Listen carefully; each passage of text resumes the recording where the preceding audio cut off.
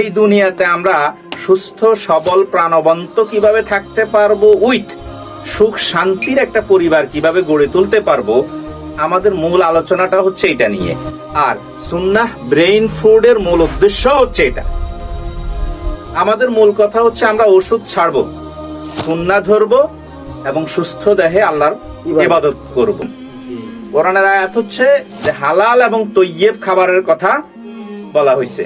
বিশ্বনবীর এই কেন্দ্রিক অনেক হাদিস আছে এবং ওনারা হালাল এবং তৈয়ব ছাড়া খান নাই।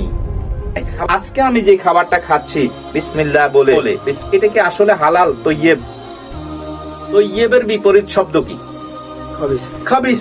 স্ট্রাকচার যেটা নষ্ট হয়ে যায় এটাই তো খবিস।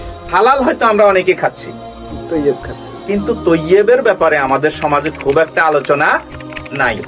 আমরা এই কোরআন, হাদিস এবং আধুনিক বিজ্ঞান এই সবগুলোর সমন্বয় আমরা জাস্ট আপনাদেরকে দেখাই দিচ্ছি যে কোরআন ভিত্তিক, সুন্নাহ ভিত্তিক যদি আপনার জীবন যাপনটা হয়, আপনার যদি ফুড হ্যাবিটটা কোরআন সুন্নাহ ভিত্তিক হয়, আপনার মেন্টালি রিফ্রেশনেস থাকা এটা যদি কোরআন সুন্নাহ ভিত্তিক হয়, অর্থাৎ এই তিনটা জায়গা যদি আপনি আপনার নিজেকে একটু পরিবর্তন করে নিতে পারেন, তাহলে আমরা দেখি যে আপনি যত ধরনের রোগে থাকুক না কেন, আপনার হার্টে প্রবলেম, আপনার ব্রেনে সমস্যা, আপনার লিভারের সমস্যা, কিডনিতে সমস্যা, আপনার প্রস্টেটের সমস্যা, আপনার প্যানক্রিয়াস ড্যামেজ হয়ে গেছে, হাই ডায়াবেটিস, হাই প্রেসার, এগুলো আসলে তেমন কোনো ব্যাপারই না যদি এই তিন জায়গায় আপনি কারেকশন করতে পারেন।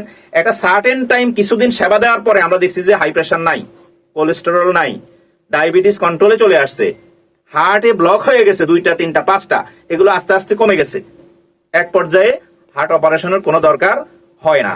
কোরআন সুন্নাহর যে সার্বজনীন আবেদন, এই জায়গাটা থেকে আল্লাহ দুর্ভাগ্য আমরা বঞ্চিত। এই জায়গাটা কেউ না কেউ তো দেখাই দিতে হবে। আমাদের কম যোগ্যতা নিয়ে, স্বল্প যোগ্যতা নিয়ে, স্বল্প পুঁজি নিয়ে আমরা নিজেদের উপর যখন অ্যাপ্লাই করছি, রেজাল্ট যখন পাইছি, তখন আমরা খুঁজছিলাম যে আর কেউ আছে কিনা এই নিয়ে কাজ করে, পাই নাই। না পাইলে কি করতে হবে, আমরা নিজেরাই কাজটা শুরু করছি। এখন আমরা যেটা করতেছি, সুন্নাহ ব্রেইন ফুড প্রতিষ্ঠান থেকে আমরা এটা নিয়ে গবেষণা করি, কাজ করতেছি।